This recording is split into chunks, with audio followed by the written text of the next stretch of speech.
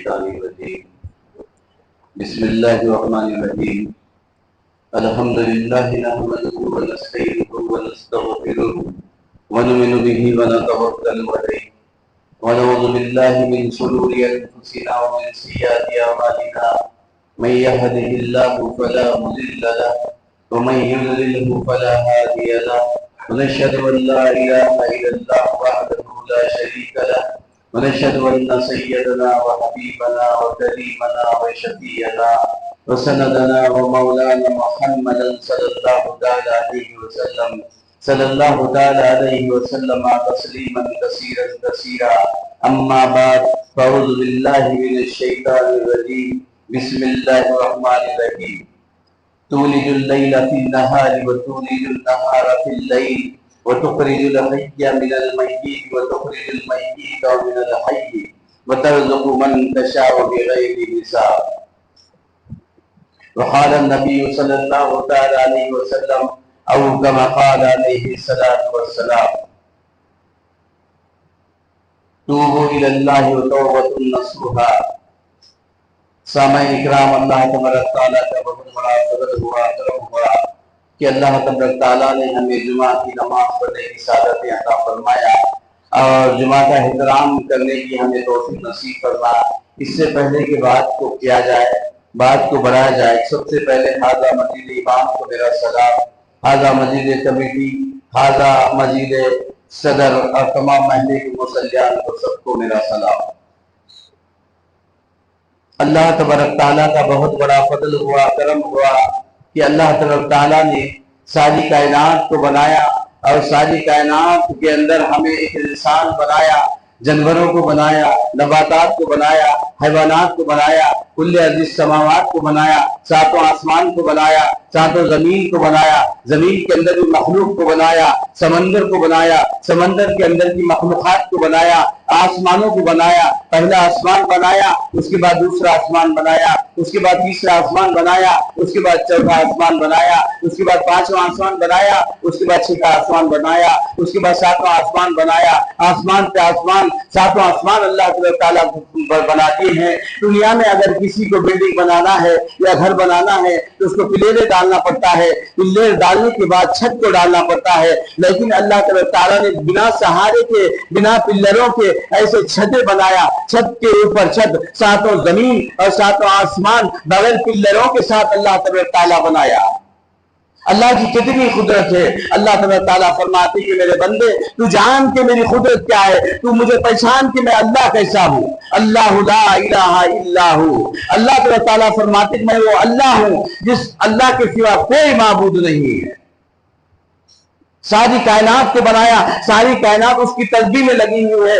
نباتات بھی اس کے تسبیح میں لگے ہوئے، نباتات کے ڈغالیاں بھی اس کی تسبیح میں لگے ہوئے، نباتات کے پتے بھی اس کی تسبیح میں لگے ہوئے ہیں، نباتات کے پتے بھی اس کی تسبیح کر رہے ہیں، نباتات کے پتے بھی اس کو اللہ اللہ کہہ رہے ہیں، پہاڑیں بھی اللہ اللہ کہہ رہے ہیں، پہاڑ کے پتھر بھی اللہ اللہ کہہ رہے ہیں، زمین کے ذرات بھی اللہ اللہ کہہ رہے ہیں، زمین بھی اللہ اللہ کہہ رہی ہے، آسمان بھی اللہ اللہ کہہ رہا ہے، سورج بھی اللہ اللہ کہہ رہا ہے، چاند بھی اللہ اللہ کہہ رہا ہے، تارے بھی اللہ اللہ کہہ رہے ہیں، نباتات بھی اللہ اللہ کہہ رہے ہیں، جمادات بھی اللہ اللہ کہہ رہے ہیں، عرش و فرش بھی اللہ اللہ کہہ رہے ہیں، آسمان کے بنائے ہوئے فرشتے بھی اللہ اللہ کہہ رہے ہیں، سمندروں کی بنائی ہوئی مخلوق بھی اللہ اللہ کہہ رہی ہے، یہ مچھلی بھی اللہ اللہ کا نعرہ دیتے ہیں، یہ چڑیا بھی چہکتی ہے تو اللہ اللہ کا نعرہ دیتے ہیں، یہ کبوتر بھی آواز دیتے ہیں تو اللہ اللہ کا نعرہ دیتے ہیں، چہکتے ہوئے چرندے اور مکڑی کے بنائے ہوئے مکڑی کے ذرے ذرے بھی اللہ اللہ کا نعرہ دیتے ہیں.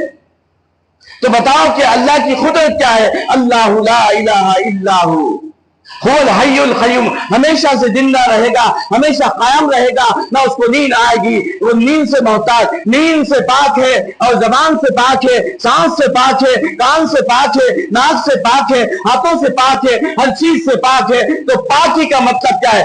اللہ. اللہ کیا ہے؟ اللہ پاک ہے، بے نیاز ذات ہے اللہ تبارک تعالیٰ. ساری کائنات کو بنایا بننے سے پاک، آسمان کو بنایا بننے سے پاک، زمین کو بنایا بننے سے پاک، سمندر کو بنایا بننے سے پاک، سارے جمادات کو بنایا بننے سے پاک، ساری کائنات کو بنایا خود بننے سے پاک، ساری کائنات کو مارتا ہے خود موت سے پاک ہے. جمادات کو ہوا میں اڑا دے گا، सूरज को बेनूर कर देगा। इतना बड़ा सूरज अल्लाह तबारक ताला ने जमीन को बनाया, जमीन से 12 लाख गुना अल्लाह तबारक ताला सूरज को बड़ा बनाया। इतना बड़ा सूरज है कि जमीन से 12 लाख गुना बड़ा सूरज है, लेकिन सूरज जरा भी हलचल नहीं करता, अल्लाह के हुक्म के मुताबिक चलता है। अगर 1 सेंटीमीटर भी अगर सूरज अगर तब्दील हो जाए तो जमीन तबाह हो जा सकती है, कायनात बर्बाद हो सकती है, लेकिन 1 सेंटीमीटर भी अल्लाह के हुक्म के बगैर नहीं हट सकता। ये तारों का चमकना, तारे भी अल्लाह की तस्बीह देते हैं, या अल्लाह अल्लाह अल्लाह कहते हैं, और सूरज भी अल्लाह अल्लाह कहता है, चांद भी अल्लाह अल्लाह कहता है, सारी मखलूकात भी अल्लाह कहती है, 2 पांवों पे चलने वाले भी अल्लाह कहते हैं, 4 पांवों पे चलने वाले भी अल्लाह कहते हैं, उड़ते हुए परिंदे भी अल्लाह की तस्बीह देते हैं। तो बताओ कि अल्लाह क्या है? वहदहू ला शरीक लह, उसका कोई शरीक नहीं। तो तुम भी किसी को शरीक मत बनाओ, सिर्फ मानो तो अपने खुदा को मानो, अपने अल्लाह को मानो, अल्लाह की वहदानियत को पहचानो, उसके कुरान को मानो, उसके कलाम को मानो, एक नबी को मानो। नबी सल्लल्लाहु ताला अलैहि वसल्लम वो महबूब खुदा है जो अर्शों के मालिक, फर्शों के मालिक ने अल्लाह के नबी सल्लल्लाहु ताला अलैहि वसल्लम को अपने महबूब तरीन बंदे बना के, नबी सल्लल्लाहु ताला अलैहि वसल्लम को सच्चे रसूल बना के दुनिया के अंदर महबूब फरमाया। सरवर कौनैन ताजदार हरम जनाब मोहम्मद रसूलुल्लाह सल्लल्लाहु अलैहि वसल्लम को अल्लाह तबारक ताला अगर पैदा ना करता था तो अल्लाह ताला फरमाते हैं, कसम है मेरे जलाल की, अगर मैं अल्लाह के नबी को पैदा नहीं करता था तो जमीन के जर्रे जर्रे को नहीं बनाता था, नबातात को नहीं बनाता था, जमादात को नहीं बनाता था, हैवानात को नहीं बनाता था, आसमान को नहीं बनाता था, जमीन को नहीं बनाता था, समंदरात को नहीं बनाता था, समंदर की मखलूकात को नहीं बनाता था, आसमान को नहीं बनाता था, आसमान के ऊपर के फरिश्तों को नहीं बनाता था, अर्श को नहीं बनाता था, फर्श को नहीं बनाता था। अर्श और फर्श का मालिक सारी कायनात को बनाया और खुद बनने से पाक है, सारी कायनात को मारेगा, खुद मौत से पाक है, सारी कायनात को मौत दे के रहेगा, खुद मौत से पाक रहेगा। वो अल्लाह है। अल्लाह तबारक ताला फरमाते हैं, मेरे बंदे मेरे इबादत से जुड़ो, मैं तुम्हें कुछ मांगने के लिए नहीं, मैं तुम्हें देने के लिए दुनिया के अंदर पैदा किया हूं। अल्लाह का मकसद इंसान को पैदा करना, इंसान से कुछ लेना नहीं है, बल्कि अल्लाह तबारक ताला इंसान को देने के लिए दुनिया के अंदर महबूब करना। ऐ मेरे बंदो या आबादी, मेरी इबादत करो, तुम मेरी इबादत करो तो मैं दुनिया के अंदर भी तुम्हें आराम चैन सुकून दूंगा, और जब मर जाओगे तो आखिरत में तुम्हें इसका बदला जन्नत दूंगा। तो हमारा काम क्या है? एक अल्लाह को मानना, ये एक अल्लाह की तौहीद का पैगाम को अपनाना, ये हमारी इंसानियत है, ये हमारा ईमान है। अल्लाह तबारक ताला फरमाते कि सारी कायनात मेरी तस्बीह करती है, कोई उसमें कोई शक नहीं, कोई शुबा नहीं रहेगा, क्योंकि अल्लाह एक है, हमेशा कायम है, हमेशा कायम रहेगा। उसको ना नींद आएगी, ना ऊंघ आएगी, न मरेगा, ना वो कभी किसी का मोहताज रहेगा। अल्लाह की सारी कायनात मोहताज है, समंदर भी उसकी मोहताज, आसमान भी उसका मोहताज, जमीन भी उसकी मोहताज, पहाड़े भी उसके मोहताज, ये दरख्तें भी उसके मोहताज, ये चहकते चिड़िया भी उसके मोहताज है, ये जानवर भी उसके मोहताज है, सारी मखलूकात अल्लाह की मोहताज है। अल्लाह किसी का मोहताज नहीं। अल्लाह ताला फरमाते हैं, मैंने सारे इंसान को पैदा किया और सारे इंसान को मानूंगा, और मैं किसी से मरने वाला नहीं, ना तो मुझे कोई मौत देगा। अल्लाह सारी कायनात को मारेगा, सारी कायनात को पैदा किया और सारी कायनात को मौत देगा। अल्लाह खुद मौत से पाक है, सारी कायनात को बनाया, खुद बनने से पाक है, सारी कायनात को मौत देगा, खुद मौत से पाक है। यही वादहू ला शरीक लहू है। अल्लाह ला इलाहा इल्लाहू, अल्लाह के सिवा कोई माबूद नहीं। कोई इसमें इनकार करता, अगर कोई इनकार करे तो मुशरिक है। तो बताओ कि अल्लाह तबारक ताला ने अपने खजानाए हयात से इंसान को दुनिया के अंदर महबूब फरमाया, इसलिए महबूब फरमाया कि तुम मेरी इबादत करो। अल्लाह ने कुछ मन्नतें नहीं मांगने को कहा कि तुम मेरी मन्नत मांगो, کہ میں کامیاب ہو جاؤں گا تو اللہ کے نام سے بکرا ذبح کروں گا. نہیں، اللہ تو معاشی تلاسی کے لیے بکرے کی طلب نہیں کرتا، کسی چیز کی طلب نہیں کرتا، کسی قربانیوں کی طلب نہیں کرتا. اللہ تبارک تعالیٰ کو فرماتے اے میرے بندے اتنے گناہ کر کے اتنے گناہ کر کہ تیرے گناہ سمندر کے برابر ہو جائے، تیرے گناہ زمین کے ذرے ذرے پہ چڑھ جائے، تیرے گناہ پہاڑوں پہ چڑھ جائے، تیرے گناہ چاند اور تاروں کے اندر بھر جائے، تیرے گناہ سورج کے اندر محلول ہو جائے، لیکن ایک بار ندامت کا آنسو بہا کے تو مجھے کہہ دے یا اللہ میں گنہگار ہوں، تو مجھے معاف کر دے، تو میں بنا منتوں کے تجھے معاف کر دوں گا. انسان بنا ہے، گنہگار ہے، ہر انسان گنہگار ہے، لیکن اللہ تبارک تعالیٰ نے معافی کے دروازے بھی رکھا ہے. اللہ تبارک تعالیٰ نے معاف کرنے کے لیے اسے اللہ تبارک تعالیٰ فرمایا کہ میرے بندے کیا مانگتا ہے مانگ لے، میں تیرے لیے دروازے کھلے رکھا ہوں. بتاؤ کہ اللہ تبارک تعالیٰ نے کتنی نعمتوں سے نوازا ہے، پھر بھی ہم اللہ کے ناشکرے ہوتے چلے جا رہے ہیں. اللہ نے ہمیں صبح کھلا رہا ہے، رات میں کھلا رہا ہے، رات میں نیند دے رہا ہے، رات میں نیند سے جگا رہا ہے، پھر زندگی بسر ہو رہی ہے، پھر ایک دن دیکھتے کیا ہے کہ ہم مر جائیں گے، پھر اللہ کے پاس جانا ہے. اللہ تعالیٰ پوچھے گا میرے بندے میں نے تجھے نعمتوں سے نوازا تھا، دن و رات سے نوازا تھا، سانسوں سے نوازا تھا، اور میں نے تجھے کھانا پانی ہر چیز دیا تھا، بتا کہ تو نے میرے لیے کیا کیا، عبادت کیا نہیں کیا. بتاؤ کیا دیکھتے کیا ہے کہ حج کا مقام ہے، آج دیکھتے کیا ہے کہ اگلے مہینے میں حج ہونے والا ہے، لوگ مصروفات الہی میں لگے ہوئے ہوں گے کہ ہم حج کو جائیں گے، سامان کو اکٹھا کر رہے ہوں گے، حج کو جانے کی صحیح تیاری کر رہے ہوں گے، حج کے جانے کے لیے سفر کے لیے تیاری کر رہے ہوں گے.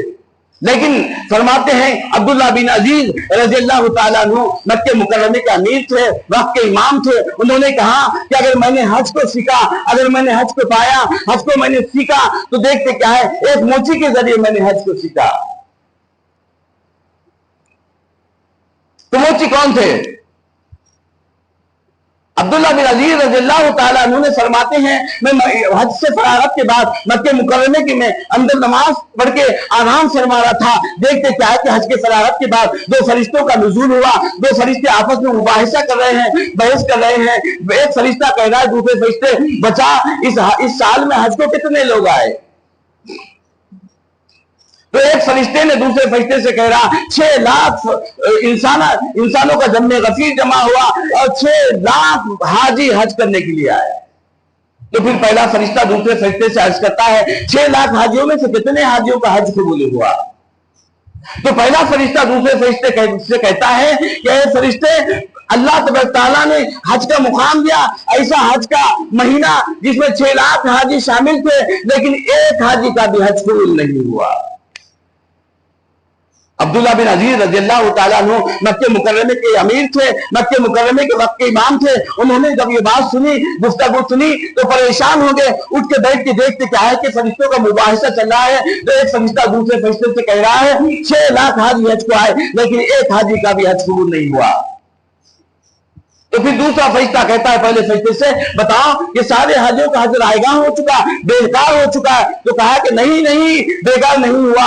ایک شخص تھا جو دمشق میں رہتا تھا، اس کا نام علی ابن موفق تھا، وہ موچی کا کام کرتا تھا، حج کو نہیں آیا، لیکن اللہ تبارک تعالیٰ نے حج کو ارادہ کیا تھا اور اس کی وجہ سے اللہ تبارک تعالیٰ نے اس کے نیک عمل کی وجہ سے 6 لاکھ حاجیوں کے حج کو قبول کر لیا. بتاؤ کہ انسان کا ارادہ پاک ہے تو اللہ بڑی سے بڑی اللہ نہ گنہگاروں کی بھی خوبی عبادت میں بدل دیتا ہے. اللہ اس کا نیک ارادہ ہوتا ہے، اس کے اعمال اچھے ہوتے ہیں، ایک چھوٹا اعمال بھی اس کے گنہگار چنگاریوں کو دھو دیتا ہے، اس کے پہاڑوں جیسے گناہوں کو بھی ختم کر دیتا ہے. عبداللہ بن عزیز رضی اللہ تعالیٰ فرماتے ہیں میں بھی حج کو گیا تھا، کیا میرا بھی حج رائگاں ہوگا؟ وہ ایسا کون سا شخص ہے جو موچی ہے، علی ابن موفق ہے. فرشتوں کی گفتگو کو عبداللہ بن عزیز رضی اللہ تعالیٰ سنتے اور پریشان ہوتے اور فرشتے آنکھوں سے اوجھل ہو جاتے. عبداللہ بن عزیز رضی اللہ تعالیٰ عنہ فرماتے ہیں ان کا کون سا ایسا عمل ہوگا جس کی وجہ سے ایک موچی کے نیک عمل کے طفیل میں اللہ تبارک تعالیٰ نے 6 لاکھ حاجیوں کے حج کو قبول کر لیا. لہٰذا میں اس کے عمل کو دریافت کرنے کے لیے جاؤں گا. تو وہاں سے نکلے، مکہ مکرمہ سے شام کو پہنچے، شام سے دمشق کو پہنچے. لوگوں سے دریافت کیا بتاؤ کہ یہاں پہ علی ابن موفق کا مکان کہاں ہے؟ تو لوگوں نے دریافت کیا آپ کون ہیں؟ تو کہنے لگے کہ میں مکہ مکرمے کا امیر ہوں، وقت کا امام ہوں، میں نے اس کے گھر کا پتہ پوچھنے کے لیے یہاں پہ دمشق کو پہنچا ہوں۔ لوگوں نے کہا کہ کیا کام کرتا ہے؟ تو موچی کا کام کرتا ہے۔ تو کہنے لگے کہ دیکھو وہاں اس کی کوٹری پڑی ہوئی ہے، ٹوٹا پھوٹا گھر پڑا ہوا ہے۔ عبداللہ بن عزیز رضی اللہ تعالیٰ عنہ دیکھتے کیا ہے کہ وہاں پہ جاتے، علی بن موفق کے مکان کی طرف جاتے، دستک دیتے، کواڑ کھلتا ہے۔ ایک ہانکتا کانپتا غریب شخص جو موچی کا کام کرتا تھا، انہوں نے باہر نکلا اور کہنے لگا کہ اے شخص کون؟ تو کہا کہ کیا بتاؤ کہ آپ کا نام علی بن موفق ہے؟ عبداللہ بن عزیز رضی اللہ تعالیٰ عنہ فرماتے ہیں اے آپ کا نام علی بن موفق ہے؟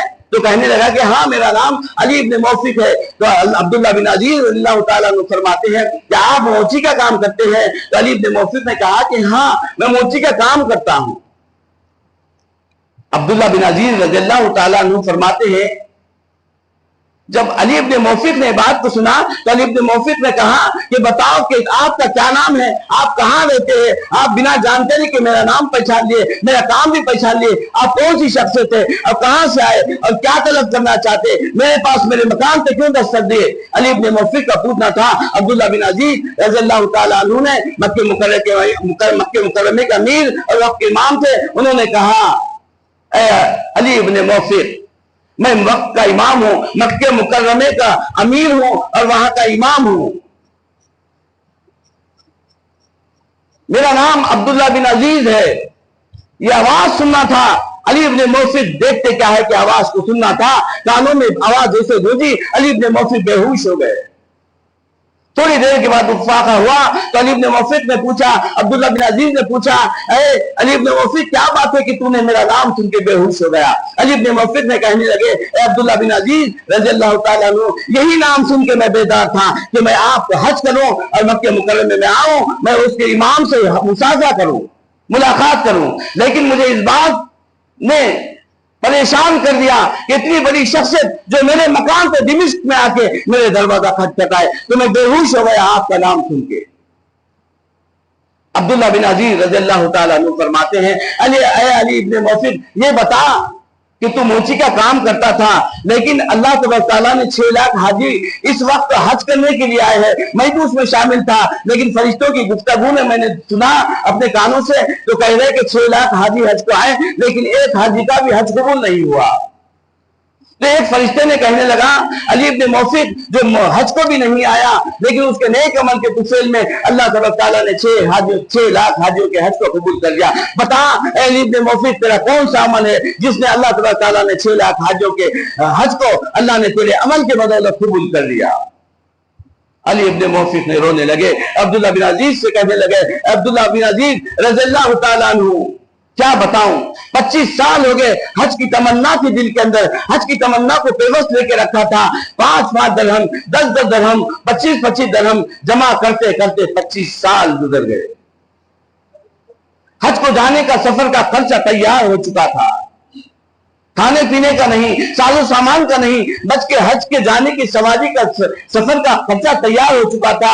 25 سال تک میں نے جمع کرا اپنی محنت کے چپلوں کو سیتے سیتے 25 سال تک میں نے جمع کرتے کرتے 25 سال ہو گئے۔ اب میں 25 سال کے بعد حج کو جانے کی تیاری کر رہا تھا، دیکھتے کیا ہے کہ میری بیوی نے کہا آپ تو حج کو جا رہے اے علی بن موفق میرے مکان کے پڑوسی کے مکان سے لذیذ سالن کی خوشبو آ رہی ہے، جانے سے پہلے پڑوسی کا حق بنتا جاؤ اس پڑوسی کے پاس سے کچھ سالن مانگ کے لے کے آ جاؤ، میں نوش کر لوں گی۔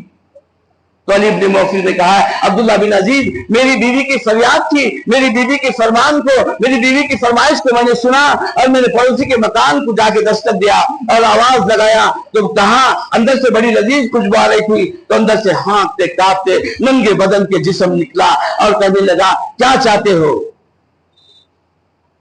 کم درد شک تھا، تھکا ہوا تھا، ہاتھ پیر میں دم نہیں تھا، کہنے لگا اے علی بن موفق کیا چاہتے ہو؟ میرے دروازے کو کیوں کھٹکھٹایا؟ میرے دروازے کو کیوں کھٹکھٹایا؟ تو پڑوسی کو علی بن موفق نے کہا کہ دیکھ میں حج کو جا رہا ہوں, 25 سال سے تمنا تھی, میں نے درہموں کو جمع کرتے کرتے اب سامان سفر تیار ہو چکا, اب میں حج کو جا رہا ہوں. تو مکان سے بڑی لذیذ سالن کی خوشبو آ رہی. میری بیوی نے کہا نوش کرنے کے لیے, نوش کرنا چاہتی ہے اور کہنے لگی کہ پڑوسی کا حق بنتا ہے, جاؤ کچھ سالن مانگ کے لاؤ. تو میں نے تجھ سے سالن مانگنے کے لیے آیا ہوں, جب تو سالن دے دے گا تو میری بیوی کو میں دے دوں گا, وہ کھانا کھا لے گی اور میں حج کو چلا جاؤں گا. پڑوسی نے کہا علی ابن موفر تم تو حج کو جا رہے ہیں, حج کو جانے کا سامان بھی تیار ہوگا, لیکن جو میں پکا رہا ہوں, میں جو ڈھونڈ رہا ہوں, وہ چیز تمہارے لیے حرام ہے اور میرے لیے حلال ہے. علی ابن موفر نے فرماتے دیکھ تو بھی مسلمان ہے, میں بھی مسلمان ہوں, تو بھی ایمان والا ہے, میں بھی ایمان والا ہوں, تو بھی کلام پڑھنے والا ہے, میں بھی کلام پڑھنے والا ہوں, تو بھی اللہ کو جاننے والا ہے, میں بھی اللہ کو جاننے والا ہوں, تو بھی اللہ کو پہچاننے والا ہے, میں بھی اللہ کو پہچاننے والا ہوں, تو بھی اللہ کو ماننے والا ہے, میں بھی اللہ کو ماننے والا ہوں. اس بات کی کیسی تکرار ہے کہ میرے لیے حرام اور تیرے لیے حلال, کیا بات ہے؟ تو پڑوسی نے کہا اے ابن موفر مت پوچھو کہ آپ کو میں نہیں دے سکتا, آپ یہاں سے چلے جاؤ. تو علی ابن موفر نے کہا اے میرے پڑوسی جب تک میں تجھ سے اس جانکاری کا راز نہ لے لوں, میں جب تک یہاں سے نہیں ہٹ سکتا. تو پڑوسی نے کہا اے علی ابن موفر تم کو حج کو جا رہے ہیں, حج کی تیاری کر لیے ہے اور حج کو جا رہے ہیں, جاؤ, لیکن کیا کرو 3 دن سے بھوک سے میں پریشان ہوں, فاقے پہ فاقے گزار رہا ہوں, بچے بل بلاتے ہوئے, روتے روتے ہوئے, آنکھوں سے آنسو نکلتے نکلتے ہوئے, آنکھوں کی آنکھیں بند ہو چکی ہے, روتے روتے آواز, بھوک کی وجہ سے آواز نکلنی بند ہو گئی. کھانے کو کچھ کھانا نہیں, کوئی مزدوری نہیں ملتی. تو میں نے جنگل کی طرف گیا, دیکھتے کیا ہے کہ ایک مرا ہوا جانور پڑا ہوا تھا, مرے ہوئے 3 دن ہو چکے تھے, وہ سڑ گیا تھا. میں نے اس کا کچھ پوست نکالا, کچھ گوشت نکالا, سڑا ہوا اتنا نکالا کہ ہم اس کو کھا کے بچ سکتے. میں نے اس کو ڈھونڈ رہا ہوں, اس بدبودار گوشت کو اللہ نے خوشبو میں تبدیل کر دیا اور تمہارے مکان تک پہنچا دیا. اسی لیے آپ کے لیے حرام ہے اور میرے لیے حلال ہے. ہم کھا کے کچھ بچ سکتے ہیں, اس کے بعد کچھ ملے تو مزدوری کر لیں گے. علی ابن موفر نے جب یہ آواز سنی, یہ پڑوسی کا قصہ سنا, تو روتے ہوئے اشک بار اپنے بیوی کے پاس پہنچے, کہنے لگے اے میری بیوی صاحبہ میں تیرے لیے نہیں لا سکتا, اور سالن کی جو خوشبو آ رہی ہے وہ تیرے لیے میرے لیے حرام ہے, اس کے لیے حلال ہے. تو کہنے لگی کیا معاملہ ہے, وہ بھی تو مسلمان, ہم بھی تو مسلمان, اور ہمارے لیے حرام کیوں, تمہارے لیے حلال کیوں؟ علی ابن موفر نے کہنے لگے اے عبداللہ بن عزیز, میں نے بیوی کو سارا واقعہ سنایا. تو بیوی نے کہا اے علی ابن موفر جاؤ, یہ سارے اشرفوں کو لے کے جاؤ جو تم حج کو جا رہے تھے, جا کے اپنے پڑوسی کا حق بنتا, جس طرح سے ہمارا حق بن رہا تھا کہ پڑوسی کے پاس سے سالن مانگ کے لائے, جاؤ اس اشرفے کو لے جا کے پڑوسی کو دے دو, وہ بھوکا نہ رہے. اور کہہ دو یہ اشرفہ دیتے ہوئے اے میرے پڑوسی, جس طریقے سے تو کہہ رہا ہے یہ چیز میرے لیے حرام ہے, تیرے لیے حلال ہے, آپ تیرے لیے بھی یہ جو تو پکا رہا ہے, ڈھونڈ رہا ہے, وہ بھی حرام ہو چکی ہے. جہاں اچھے سے اچھا لا, پکا اور کھا. میں نے پوری اشرفی کی تھیلی جو 25 سال سے حج کو جانے کے لیے تیار کیا تھا, جمع کنجی کیا تھا, میں نے سارے اشرفی کی تھیلی میرے پڑوسی کو دے دیا, کیونکہ بھوکا پیاسا تھا, 3 دن سے فاقے گزار رہا تھا, اور میں حج کے جاؤں یہ میرے سے گوارا نہیں ہوا. میرے بیوی نے کہا جا کے اشرفی کی تھیلی دے دو. تو میں نے جو بھی درہمیں جمع کرا تھا سارے اشرفی کی تھیلی میرے پڑوسی کو دے دیا. تو پڑوسی وہ سامان لایا, کھایا, اچھے سے اچھا کھایا اور مجھے بھی لا کے دیا. اللہ تبارک تعالیٰ نے ہو سکتا ہے اسی عمل کی وجہ سے اللہ نے 6 لاکھ حاجیوں کے حج کو قبول کر دیا. تو بچائیے کہ ایک عمل, ایک ذرہ برابر جس کے اندر انا نہ ہو, ہم جو بھی کرتے عبادت کرتے انا نہ ہو, بیان بازی کرتے اس میں انا نہ ہو, چاہے کوئی بھی معاملہ خیر خیرات کرتے ہو اس میں بھی انا نہ ہو. اللہ کو پسند نہیں. جو بھی کرے خالص اللہ کے لیے کہ اللہ مجھے دیکھ رہا ہے, اللہ مجھے سن رہا ہے, میں جو بھی کر رہا ہوں اللہ کے لیے کہہ رہا ہوں, جو بھی کر رہا ہوں اللہ کے لیے کر رہا ہوں. اللہ ہم سے راضی, ہم اللہ کو راضی کرنا یہ ہماری عبادت ہے. ہر آن میں, ہر لمحے میں جب بھی ہم کرے اللہ کو راضی کرے.